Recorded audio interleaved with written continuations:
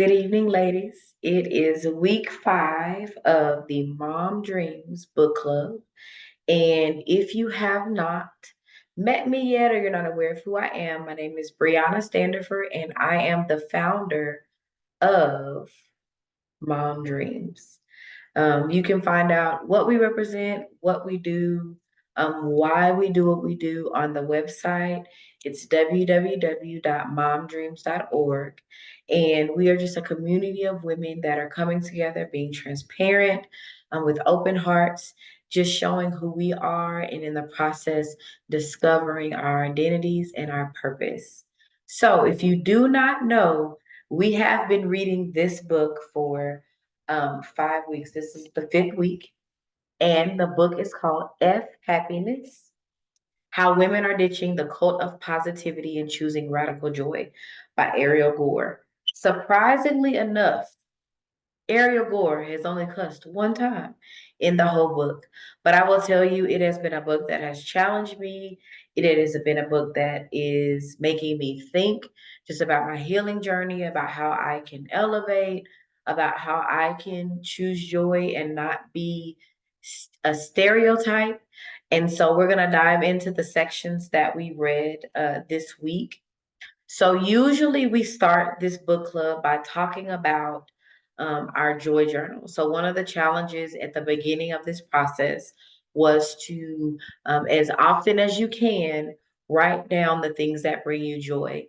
And that's something that we have been trying to do daily each week.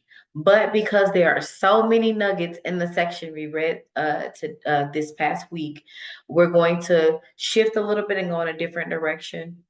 There was so many good things, and I'm gonna try to cover as much as I can. It's gonna be hard because Ariel Gore had me thinking this week just about all the things that she covered. So where I'm going to start is one of the questions that she asked, and her question was, "What's the best thing that happened yesterday?" And I think because she's talking about mindfulness and focusing on joy in this book, we're going to start with that question. So, for me, the best thing that happened yesterday. So, for those of you who don't know, you may not follow me on Facebook or on Instagram. You may not be familiar with my family, but I am married. And my husband does speak. That's one of the things that he does. And he spoke on Sunday, and he was talking about trust and not being consumed by doubt. And one of the best things that happened yesterday we talked about Sunday. We talked about what he spoke about. We had a glass of wine. It was very informal, just in our room. You know, he was sitting on the chair in our room. I was sitting on the floor. And we connected in a different way because we were very transparent and we were talking. Why was that the best thing that happened yesterday? I think because it was not scripted, it was not planned, it just kind of flowed into it. And from that moment, we were able to just talk about some things that have been on our minds and connect. If you are not married or if you have not been married for an extended amount of time, you will learn the importance of connection, not just talking about the things you have to do or talking about parenting or talking about bills or talking about your schedule. Those moments that are unscripted connection are so important. And for me, it was so good. It was healthy. And we were able to kind of reconnect in that moment. We laughed. We didn't cry this time. Sometimes we do talk and you know, tears may come. But for this, it was a moment for us to just talk, connect, rediscover where we are because we are continuously growing. Talk about what he talked about, why that was the topic he spoke about, and how it applied to where we are in our lives. So that was the best thing that happened yesterday for me. So I want you to think about that because I know we are making it a point to journal daily on the things that bring us joy, but for her to kind of shift the question to what was the best thing that happened to you yesterday, it makes us mindful not only of the things that bring us joy, but also the things that matter. Because I am married, because I have a family, because we have so many responsibilities and we have so many moving parts and so much going on, sometimes we can miss each other and not connect. So for me, an unplanned, it wasn't a date night, it wasn't that we got dressed up, and we were intentional in that moment about connecting. It just flowed into that moment. And so I think that's why it was so impactful for us. So you may not be married, you may not have children, your life may look a little different, but I want you to think about what was the most impactful thing that happened to you yesterday. And if you can kind of have that mindset on a daily basis, it'll make you intentional about being mindful about the things that bring you joy. So in these chapters, she covered much, so much, that I'm going to try to cover as much as I can. So I think one of the most important things in these chapters is she talks about what contributes to happiness. And I want you to be mindful that although the title says F happiness, it's not talking about happiness in itself. It's talking about artificial happiness, or the things that people tell us that should make us happy, or what we that quote, should do to make us happy. So one of the things she introduced the chapters with are some things that contribute to our daily happiness, things we have to be mindful of, things we have to make a priority. So I'm going to list the things, but then I'm going to focus on just a couple of things on that list for the sake of time. All of them were important, all of them were good. And if you're reading along within the book, you'll understand why. But I'm going to go through the list that she wrote down just from interviewing women, just from her research, because she is a psychologist, and just from some of the conferences she attended, because she was really wanting to dig into this idea of happiness, what it represents, how we get there, why is it that psychology presents us what it should be versus is that really what we live on a day-to-day basis. So that list of contributing to happiness included gratitude, kindness, meditation, and meditation can be quiet time, it can be yoga, it could be mindfulness of where you are or your needs. If you are a believer like I am, when I'm meditating on the things that God has done for me, or I'm meditating on scripture. I'm keeping my mind, being intentional, because in those moments where we have moments of quiet, there are always distractions, maybe not externally, but maybe it's thoughts that cycle through. I've noticed that when I try to have moments where I'm centered and I'm quiet, my to-do list always seems to flow through my mind. But one good thing about meditation, when you sit long enough, it allows all those things to cycle through so that you can focus on what matters and what you're actually trying to focus on. So meditation takes time and it takes practice. Some more things that contribute to happiness: learning to focus on your strengths. Money and resources, not necessarily to become rich or to become better than others, or keep it up with the Joneses, but to stay out of poverty, having your needs met and also some of your wants. Positive relationships, inspiration, flow, accomplishment with integrity, worthiness, feeling like you're worthy and you should be happy, that you deserve to be happy. Motherhood or not. That was a big one. We'll talk about that one on at the closer to the end. But these are all the things that she talked about that contribute to happiness for women. For the sake of time, again, we're gonna focus on three of those things. Three things that we're gonna focus on is gratitude, flow, and motherhood or not. Because there are women who do not have a desire to be a mother, but that does not make them any less a woman or any less deserving of happiness. And just as much as mothers can learn from one another, we can learn from women who are not mothers and vice versa, because those life lessons that we learn are universal, just our experiences are different. So we're going to start with gratitude, and how we're going to start with gratitude is by asking a question. You may feel gratitude, but do you struggle with expressing it and expressing it consistently? So, why do we ask that question? I'm going to answer that question for myself, but I'm going to dive a little bit into what she talked about. So she was talking about how the language of gratitude can be very difficult. And I talked on a previous week about how many times it's easier to talk about things, struggles, things that make us upset or angry. Sometimes it's easier to talk about those things than to talk about what we're grateful about. And she dives a little bit deeper into why sometimes that's difficult. She talks about the culture. She talks about how culture has taught us to be more self-reliant. And the reality is when we're talking about gratitude, many times we're not only talking about our relationships with others and what they contribute to us, we're talking about how we are connected to others. And if we live in a culture that teaches us to be self-reliant, sometimes it is difficult to identify areas of gratefulness or of gratitude. So one of the things she talks about is when she became a young mother. She was in her early 20s when she became a young mother, and how she was told, either directly or indirectly, how she most likely would fail as a young mother. And I can so relate to that comment because I was a young mother. And because of the time that I lived in, being a young mother was not as common as it is now. And growing up in the atmosphere that I grew up in a very religious atmosphere.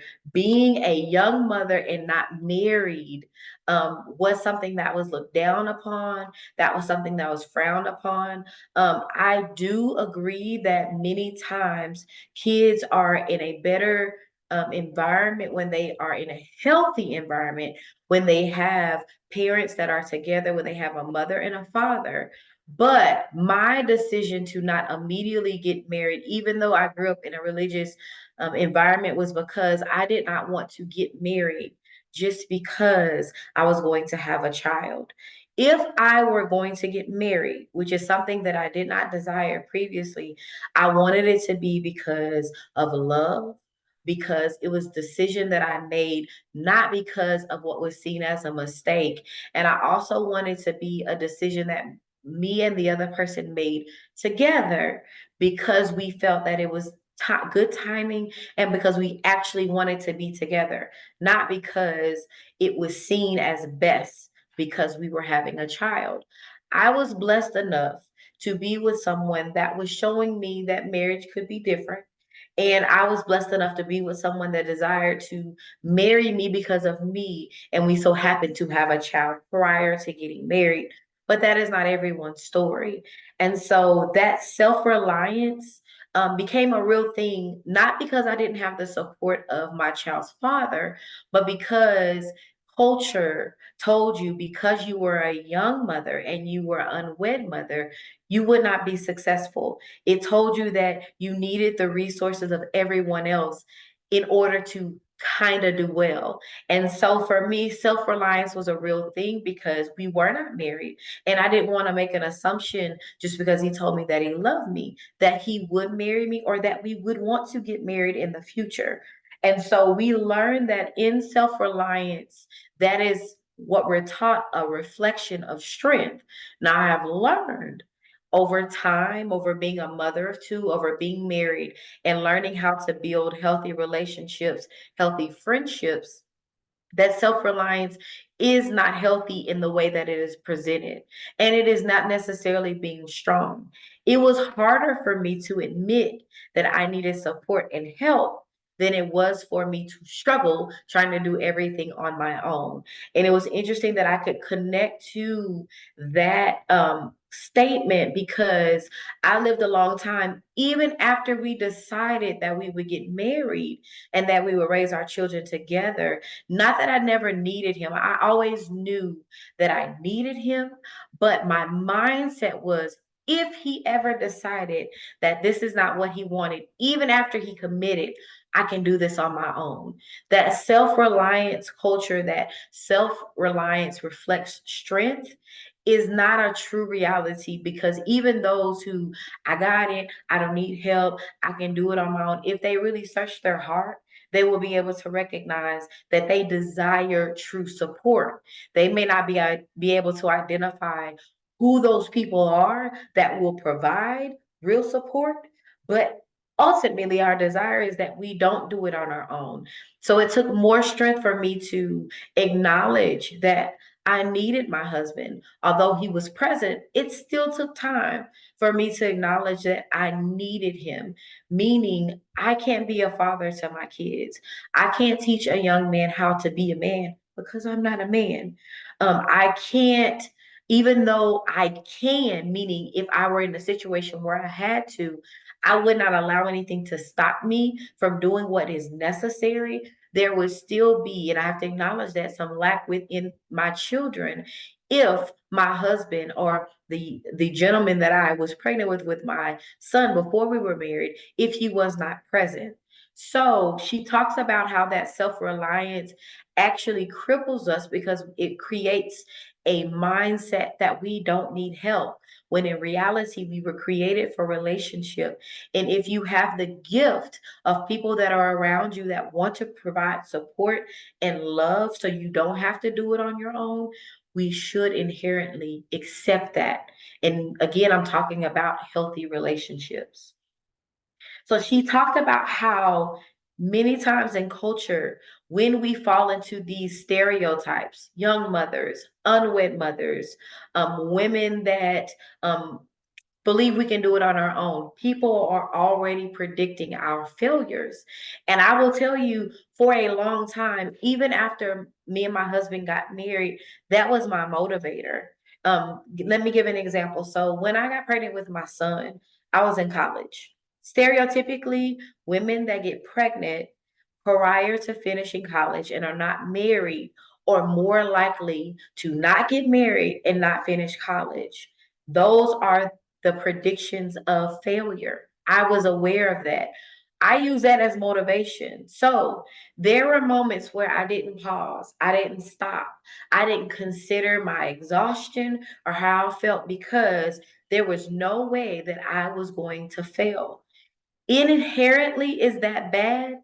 Eh, I used it for positive, but I did have some support.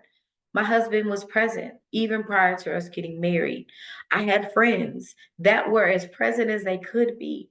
But because I knew there were a lot of predictions of my failure, which are typically stereotypes, I would not allow myself to fail. Was that a good motivator? Because I didn't fail? Yes. But does that have to be the motivator? Absolutely not. It could have been simply because I am smart and I'm not going to quit. I'm going to be successful. But because in many situations, especially with women, when things happen to us that can potentially fall into stereotypes, people are predicting our failure. I was a predicted failure because of some of the things that I decided and some of the outcomes of those decisions. So I thought it was interesting that she talked about that and she could relate to that because she was a young mother. The individual that she was pregnant by was not involved. So she was a young single mother in college. And because I was not married, I was still considered a single mother, with the understanding that even though he is, or with the mindset that, maybe not understanding that, even though he is present and he has expressed that he wants to be present, how many women go through that and the male is not present and she has to figure it out and do it on her own. Again, I was blessed that that was not the outcome, but I still dealt with how those stereotypes impact you mentally, how it impacts your relationships, and how it impacts you when, even when you get married. If that is your mindset, even when something shifts, if your mindset doesn't shift, your behaviors will follow what you believe and how you think. So I thought that was very, very impactful. And I know several single mothers that don't have the support and help of the spouse or of the person that they had a relationship with, and how that impacts their mindset, so that when a gentleman comes in the picture that wants to be involved, that wants to love her and love the child that he did not contribute to the birth of, it is difficult for them to receive that support because of their mindset. So I completely could relate to that. Now, how does that connect to gratitude? So I will say your mindset definitely impacts your ability to have gratitude. So I will tell you, the joy journal has been, I wouldn't say difficult, but I have not been as consistent as I would like to be, considering the goal is every day. I have not done it every day. I am more aware of the things that bring me happiness because the book we're reading and because we're meeting every week. But if we weren't reading this book and if we weren't meeting every week, chances are these things that I've written down, if I made a decision, like I'm going to do this on my own without anything that's holding me accountable, chances are I would write it down a lot less than what I do now. It's also funny that when we're talking about gratitude, the things we're grateful for, whether it be small things as waking up and breath in our lungs, are big things as in, my home, or the fact that I have a job, or the fact that I have a family, the fact that my children are healthy, the things that we sometimes take for granted. Sometimes it's hard to be intentional about writing those things down. And I will tell you, a happiness journal, things that bring me joy, versus a gratitude journal, the things that bring me, that make me grateful, are two different things. So it's funny because October of last year, and I will show you, a friend of mine, we went to a conference. She bought all of us gratitude journals. Yes, I literally have a gratitude journal. From September of 2023 to now, I literally have two entries. And I will tell you, it was on my heart and my mind to be consistent with it. I don't know how many days it even has, but I literally wrote one on 9/25/23. And then I wrote one on 10/6 of 2023. And then I literally wrote no more. So that will be my personal challenge for me. And if you want to be intentional about it, not just doing entries about what brings you joy, what brings you happiness that you're aware of on a day-to-day basis. And remember, those were simple things like, going for a walk and taking in the sun. It was simple things like a conversation with my husband or a conversation with my daughter. It was simple things like it was a smooth day at work. When excuse me, some days are stressful. But that gratitude journal, literally since September of 2023, when I got it, it was like the 14th or the 15th. I've literally made two entries. So I didn't condemn myself. However, it made me think, let me go back, because it was mentioned in the book and she talked about how impactful it was for her. Let me go back and be intentional about using a resource that a young lady that I have a relationship with gave me to use, to be intentional, to grow. So that will be one of the things that I incorporate as I move forward in this reading. I know we only have two more weeks, week 6 and week 7 after this, but I have literally a full book that asks me, how are you feeling today? What are you grateful about?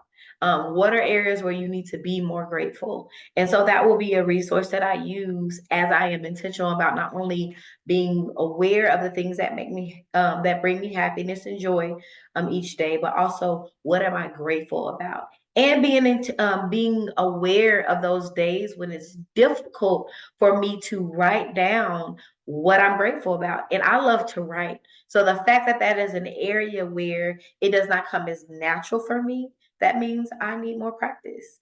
And it doesn't mean that I don't ever acknowledge in my mind what I'm grateful about. But remember, we talked about how when you write things down, it solidifies it, it makes it more tangible and more real.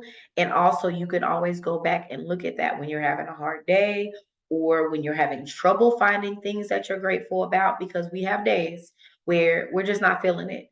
And so having something dated where I can go back and be like, yes, that's something I can be grateful about in this moment because I'm having trouble identifying something because of whatever is going on in my life.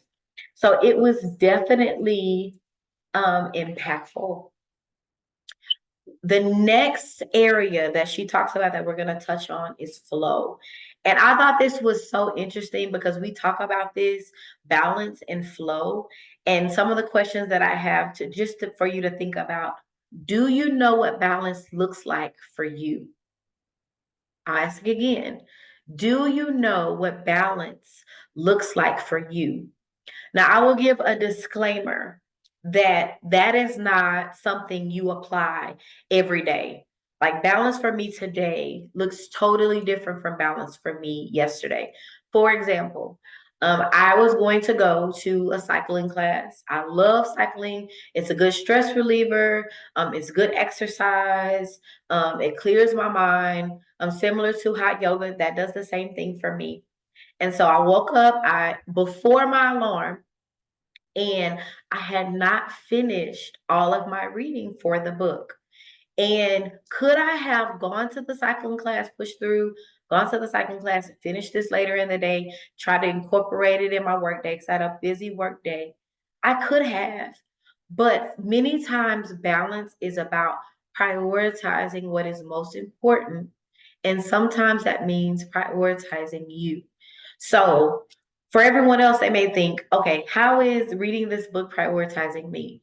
Because I love to read, because I am a thinker, and because I've committed to reading and having discussions about this book, this was a higher priority.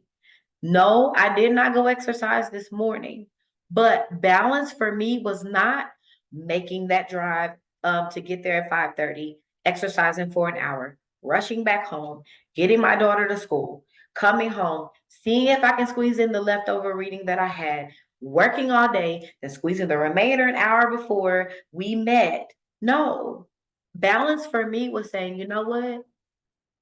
Cycling is going to be there on Thursday. I'm going to slow down because reading is self care for me. I'm going to sit in the quiet. I'm going to read this and take my time, be intentional about it, really think about how this applies to me, finish so that when I come here, though you may not ever know that I am flustered, I read at the last minute, or I didn't fully prepare, I know that. So, balance for me today was slowing down and finishing my reading, writing down my thoughts, and knowing that after I finished my workday and I transitioned into this meeting, that I would be fully present, that I would already be prepared, that I would have already thought through my thoughts concerning what I read when I finish, so that when we had this discussion, it would be more impactful. That was balance for me today. Tomorrow, there is no book club. So it may be getting up at 5:30 and going to hot Pilates because I have not exercised at all this week. I have not went on any walks, I have not done any cycling, and I've not done any yoga.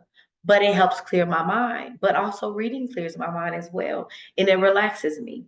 So balance does not mean that each day looks the same. Balance means that when you wake up, you are aware of your needs and you are willing to rearrange your day as much as you can to make sure that those needs are fulfilled for you, for those you're responsible for, and the things that you have committed to. So I can say today was balanced. I was not stressed today during work, even though I had a good amount of things to complete. I had a wonderful conversation with my daughter on the way to school as she's closing out this school year. I had a wonderful conversation with my husband today in between us working.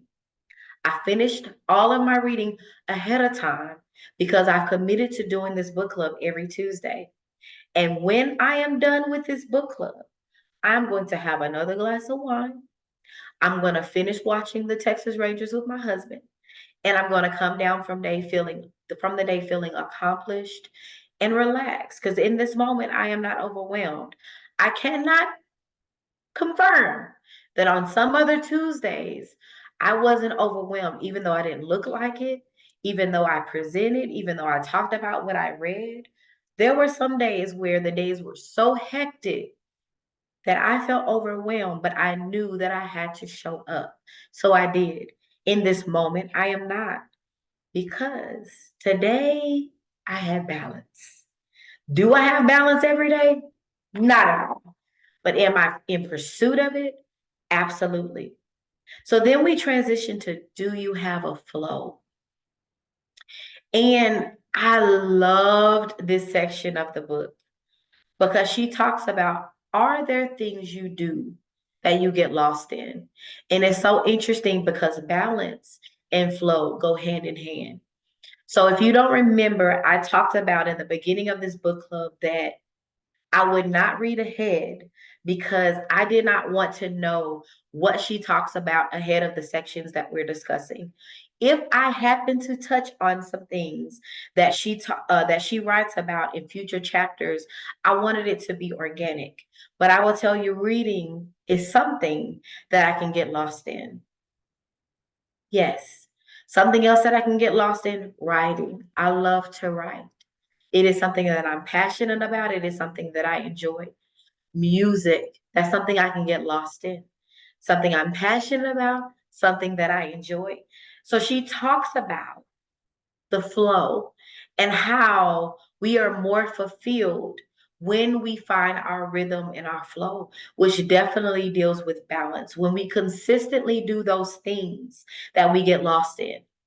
I will tell you that although I have a very demanding job, I can get lost in my job because of the tasks I have to complete, but it does not bring the fulfillment of reading, writing, and listening or singing music. It's not the same.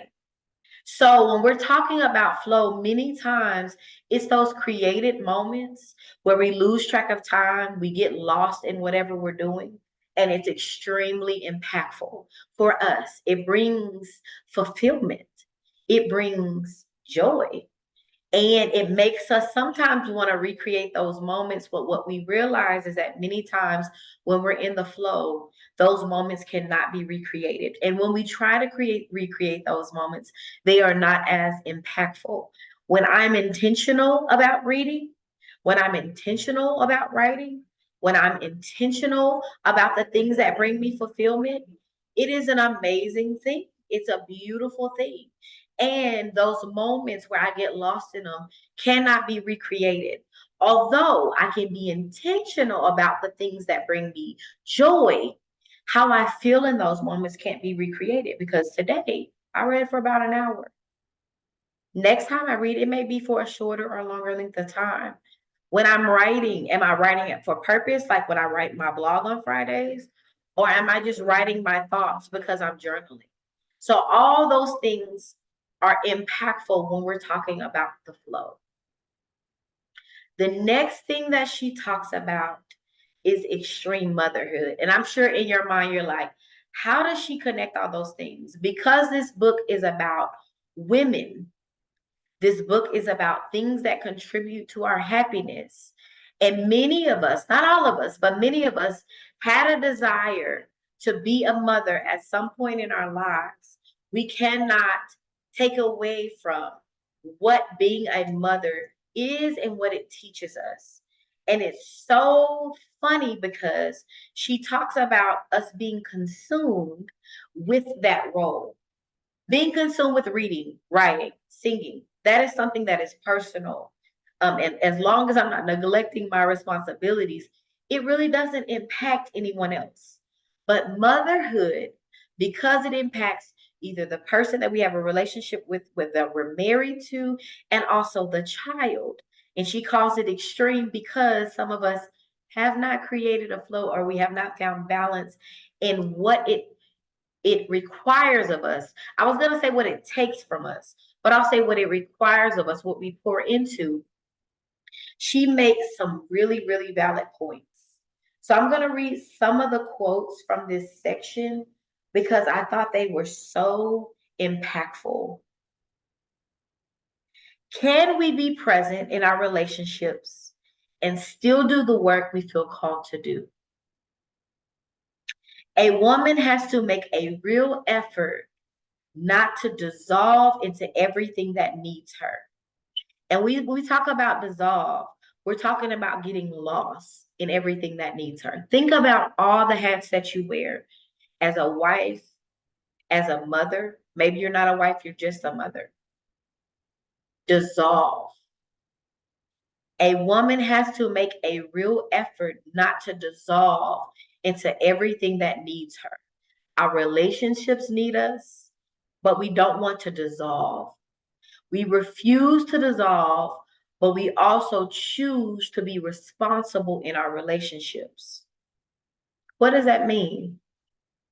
So I will tell you, for me, that resonated with me because for an extended amount of time, I was dissolved in the things that needed me. And I think that, no, I know that is one of the reasons why I struggled with finding fulfillment. Because when you are dissolved in the things that need you, which is really a reflection of your roles, you are consumed with your roles. So you're not aware of your needs as a person. It takes away from you. It keeps you from being fully present in those moments. You are fulfilling the role of the responsibility, but you are not fully showing up as you. And when I had my crisis of what am I supposed to do in my life, all it was leading me back to me, because I had spent years consumed with my roles as a stay-at-home mom. And then I transitioned to being an employee, and I was still a mother, and I was still a wife. And if someone asked me what I needed, I would not have been able to tell them. I was dissolved, meaning slowly fading away. What happens when something dissolves? When you put sugar in water, you pour it in there. At first, it sinks all the way to the bottom, but it is still there. But when you begin to stir, slowly that sugar disappears. And that's what it means to be dissolved into everything that needs us. Slowly, in that process, us, our individuality, who we are, slowly dissolves. And many times when we are mothers, wives, or both, we allow that to happen because we believe that everything that needs us requires all of us. I believe that all of those roles require our full commitment.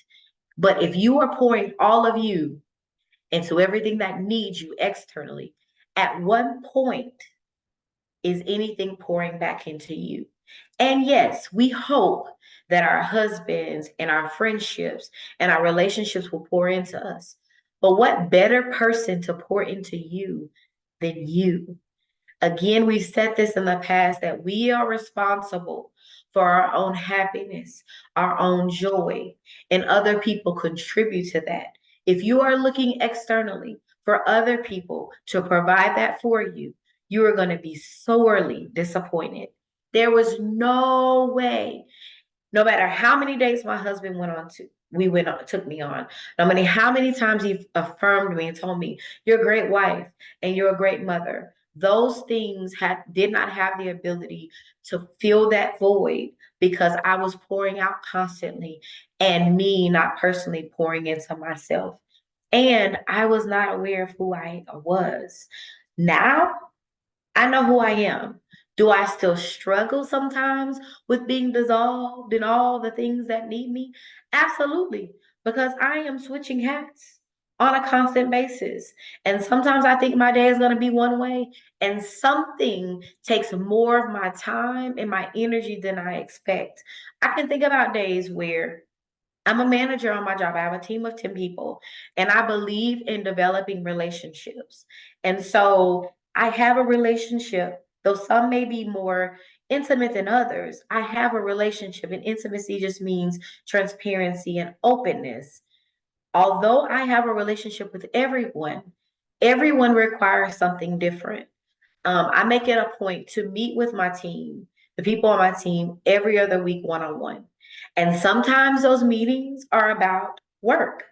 things they may need to develop, things they may need to mature in about relationships, maybe an email that could have been tweaked a little bit to be a little more professional. But sometimes those meetings are about personal things that they are experiencing because they are people. Before they are employees, they are people. And so sometimes between that and then a friend calls and they're in a crisis and I am going to be present and we're going to have this conversation, we're going to talk about it, we're going to talk through it. And then maybe my daughter comes home and she had a bad day and she wants to talk, and then my husband has something he wants to talk about that he's been sitting on. And although I would love for him to wait, there's a need for him to talk about it right then. And when I get to the end of my day, I do not have much left. Those days happen. They happen to me, and I know they happen to you, whoever or whatever you're responsible for. But at the end of the day, what are you doing for you? So some of those days, I end in my jet tub in silence. Will that replenish everything I poured out for the day? No. But can I say that I made myself a priority to have some type of reset because I was unexpectedly depleted? Absolutely. I will not be dissolved into everything that needs me. I will fully commit to make myself available for the needs of others. But Brianna will still be in the mix. Maybe I didn't get to myself that day, but I have noticed in the past when I do not make myself a priority for an extended amount of time, it takes a toll on me mentally, physically, spiritually. It impacts every area of my life. Being dissolved is not a requirement.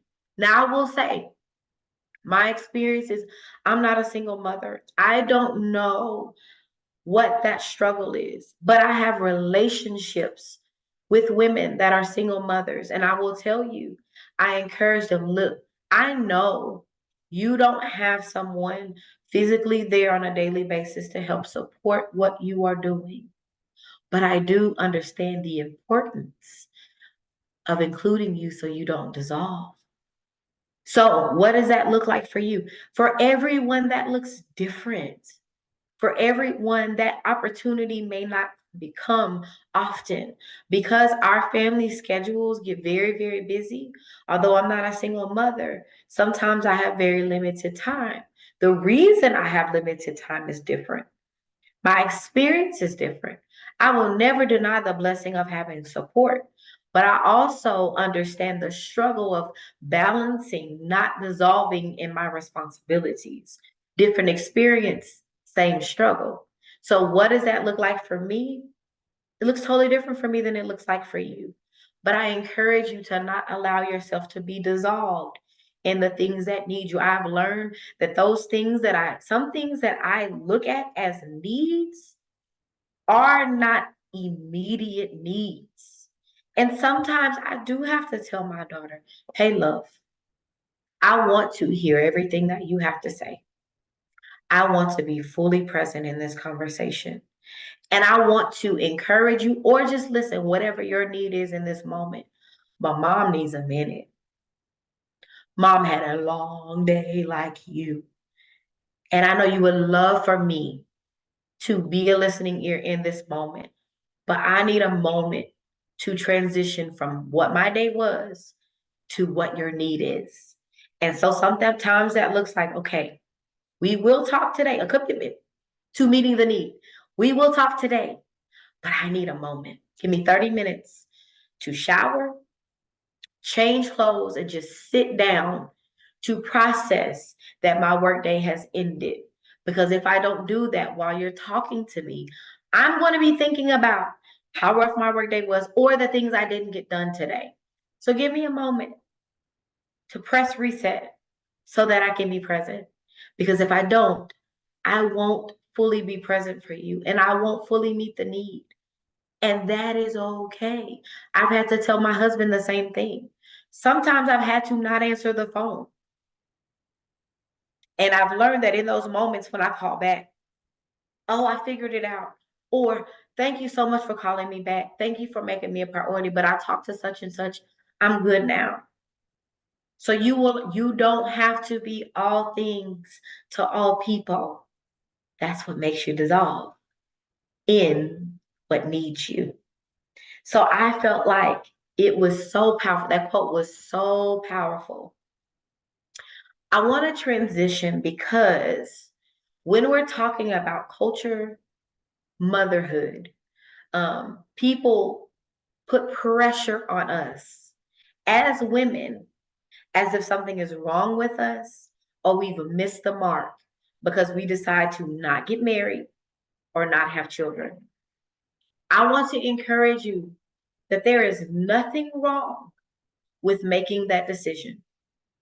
There is nothing wrong with you if you choose to not do that. I'll say it again. There's nothing wrong if you choose to not do that. And transparency moment for me, that was not an original desire for me. I saw my mother and my grandmother and women, not just them, but other women, how they sacrificed, how much they had to give up as wives and mothers. And I decided that's not what I wanted. I decided that very young, that I'm going to be the cool traveling auntie. I already had nieces at that time, and I had a really good relationship with them. They called me when things were going on, they called me for advice, and I loved pouring to them, and I love them like they're my own. But I had decided early that that was not what I desired in my heart. And when I was a freshman in college, clearly I wasn't making the decisions that aligned with that choice in my heart. And when I had my son, or when I found out I was pregnant with my son, for me, I did not desire for him not to be in this earth. And after being in a relationship with my current husband now, who we were dating then, I had already started, my heart started kind of changing like, okay, if being in a relationship long term can look like this, because he brought some things that I had not experienced. If being in a long term relationship and marriage is spontaneous and fun and can be emotionally healthy and I can be myself, maybe this is an option for me. When I had my son, I didn't immediately say, oh, now I want to get married. As a matter of fact, I told him because both of our parents were in ministry at the time. And we knew at least one of them were going to want us to get married because we were having a child. I told him when I found out, I am not getting married to you because we have a child in the way. I know you want to be involved. I'm going to do everything I can to make sure that you can be as present as possible, which is why I came home to go to school, which is why I rearranged some things. Because if someone wants to be present in their child's life, they should have the opportunity. If truly that is their heart, that's how I felt. But I wasn't going to marry him just because I was having a child. But how he took care of me in the process, how he was present in labor, in the delivery room. Like my mom kind of hung around and he didn't leave. And so she realized, okay, I'm clearly not staying because only one person can stay. And he took care of me. There were nurses there that could do the things he was willing to do. And it was in those moments that my heart changed toward marriage, toward motherhood. But it does not necessarily mean that your heart will change or that will be your experience. And I love how she addresses culture because her pregnancy was also unexpected and she chose to have her child. How culture teaches us that that is our duty to have children. But I have experienced the most impactful, loving, wonderful women who either chose not to have children, could not have children, but did not desire to, or had a desire to and learned that they could not. And that does not make you any less of a woman if you fall into any of those categories. Like I said before, we can all learn from one another in our experience, regardless if we live up to the expectation of society because of our roles. But one of the things that she said that resonated with me so much was on page 162. She said, "We don't need children to be happy." And I think starting there was so good because facing the fact that I was going to be a mother, a young mother, and an unwed mother was so scary for me. It was not common then, and it was looked on as shameful when I was younger. It is a little more accepted now or a little more common now, but in the time that I experienced that, I had to grapple with the shame of it, especially coming from a family that was very religious. But what she said was, we don't need children to be happy. We're talking about women. But motherhood has taught me this: to experience joy, we have to be able to honestly experience darkness too. In responsibility to relationship, we build bodies of memory and life experience that we can be proud of. Motherhood has taught me that the opposite of happiness isn't struggle, it isn't even depression. The opposite of happiness is fear and obedience. What does that even mean? So I've told my children that they are the best thing that happened to me.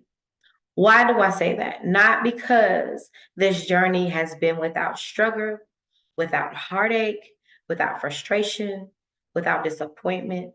I say that because I grew so much being a mother. When I found out I was pregnant, it completely changed my mindset because I had to be responsible for another human being. I had to be responsible for him emotionally, mentally, physically. I had to make sure that his needs were met, his father too. But as a mother, I knew that that bond that I had with my first child, nobody else would ever have that. That bond for his dad had to happen after he was born. It taught me I wasn't a selfish poor person, but I was self-absorbed. And it shifted my mindset because I knew the decisions that I made would not just impact me, it would drastically impact him. So it changed my mindset. It made me less self-absorbed and it made me less selfish. Even though I was not selfish, it made me less selfish because I made decisions with him in mind. Did I go to the extreme? Absolutely. I was young and I didn't know what balance was. It took time to learn what that looked like. I gave up more than I had to, but because I thought that's what was necessary to be the best for him. Do I regret it? No. Because in that, I learned more about myself. And when they say your children will rise up and call you blessed, I had a healthy relationship with my son, very, very close. He felt open to come to me, talk to me about just about anything. Some things I would have preferred not to know, but it was a blessing that he felt comfortable enough to come to me. My daughter, I have a healthy relationship with my daughter. It is the same. She's open. She comes to me. She talks to me. But it taught me that in spite of the heartache and pain, I have to experience the darkness. But even with those memories that bring a little bit of darkness, there's still some joy in that. I can look at my children and look at my life and be happy with the outcome, not because everything is the way that I desire it to be, but because the lessons that I've learned and how I've grown. But when she talks about the opposite of happiness is fear and obedience, I will tell you many of the decisions early in motherhood were based off of fear and obedience, fear of failure, fear of not being enough, fear of falling into the stereotypes, all of those things, and obedience to culture, to what was expected of me, to what my parents said it should be, or to what religion said it should be, or to what a good mother was supposed to be.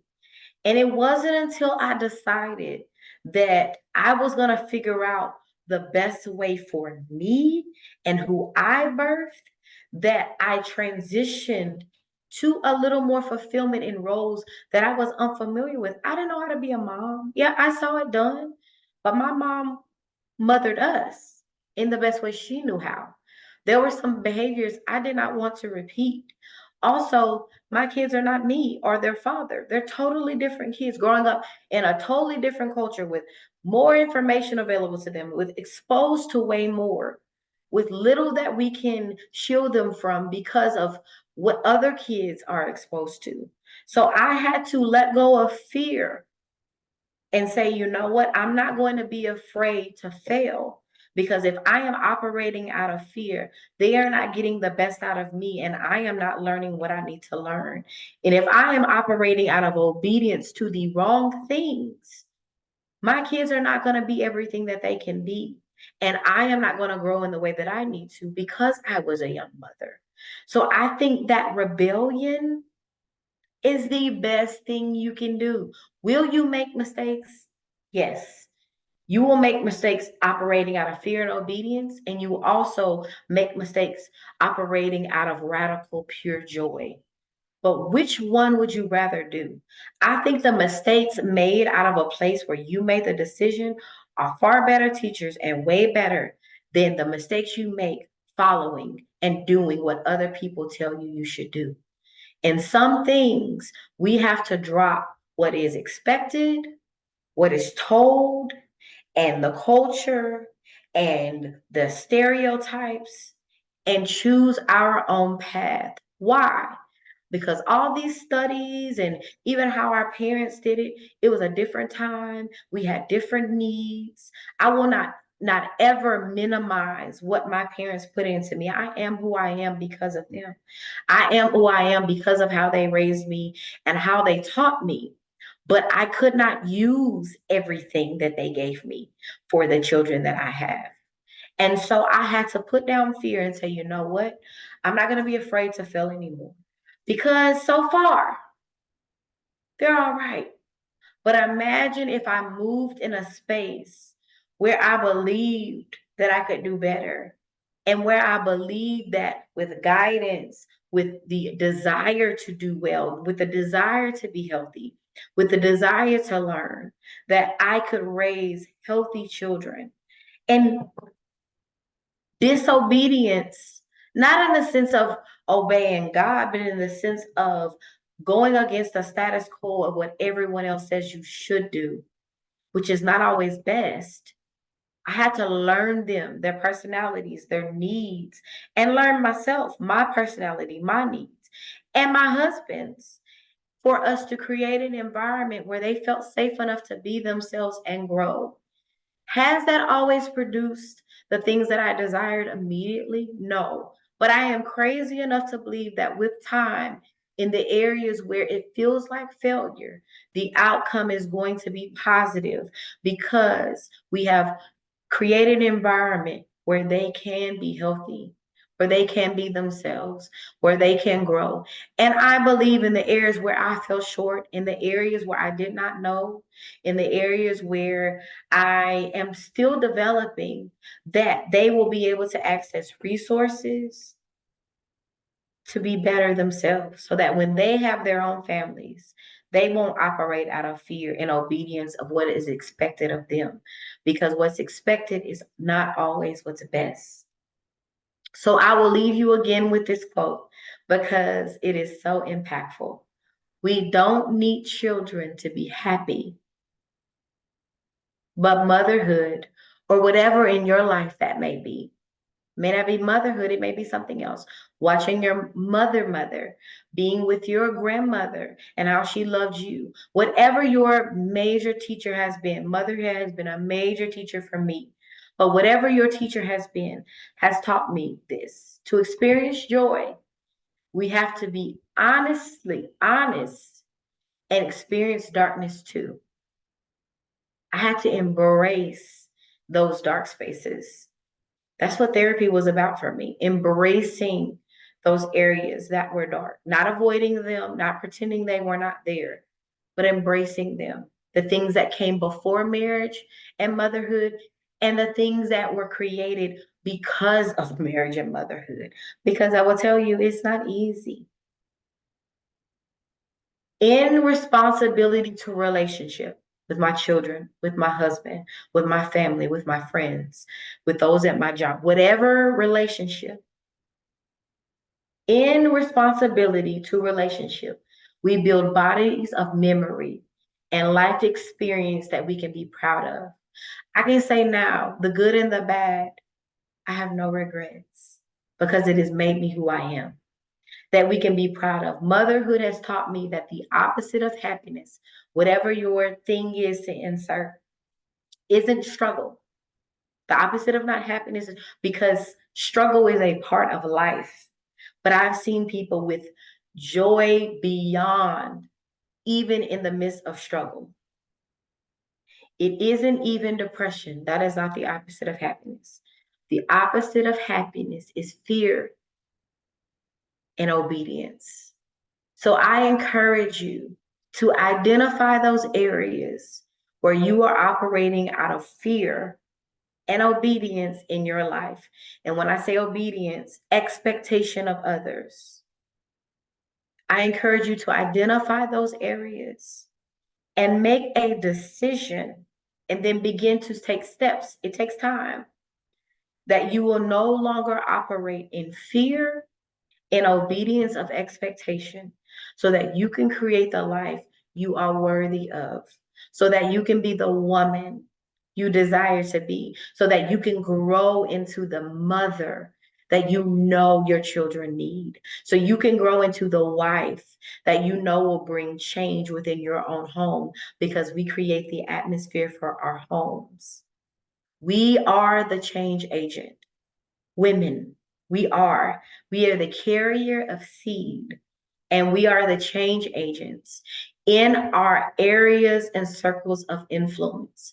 But if we are operating out of fear and obedience, i.e., expectation, we are limiting our influence and our ability to evolve and to change the atmospheres, the arenas we are in. So I challenge you to stop operating in fear. Stop operating in the expectation of others. And let's walk out this space that allows us to be everything we know we can be, because we can, because we are women, because we are strong, we are intelligent, we are capable. And even though we have areas where we are not perfect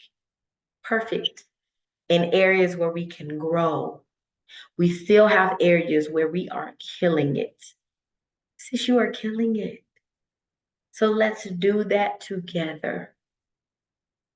I will see you next week, and I look forward to having this conversation. Once again, next Tuesday, 6 p.m. I hope you all have an amazing week, and we will talk soon.